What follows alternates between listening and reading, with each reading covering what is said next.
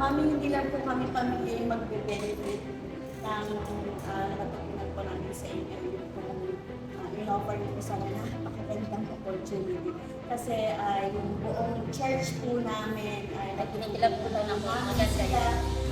yung mga church members po namin na malaki po kami po kami business na ibinigay niyo po sa amin. Sobrang Wala po mga nagkakitaan, pwede po natin silang mag-ipyan po ng pagkakitaan.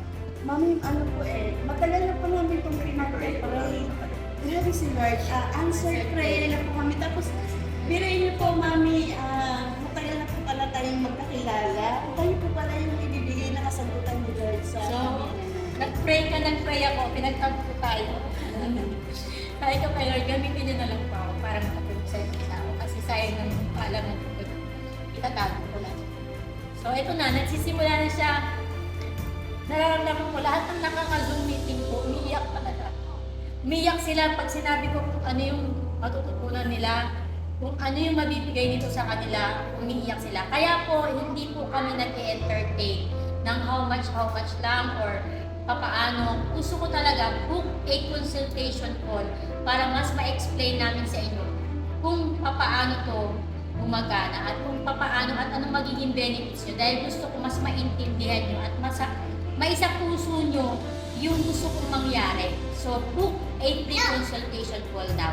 Huwag po yung tanong-tanong lang. Mag-consultation call kayo kasi free lang naman. Para mas maintindihan nyo at maliwanag ko sa inyo ng mas maayos. Ayan, dahil certified importer na sila, saan kayo nila mahahanap para maabangan naman ng mga buyer ang product nila? Ano yung page nyo at ano yung mga product na i-import nyo?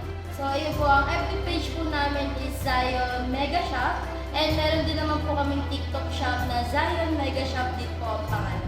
Ayan, abangan nyo yan sila dahil mag-i-import na sila. Ano ba yung mga product na palang i-import? So, ang dami pong variety ng mga products po namin. So, dami nang nalaman nila, hindi na nila alam kung ano i-import nila. So, ano sa tingin mo?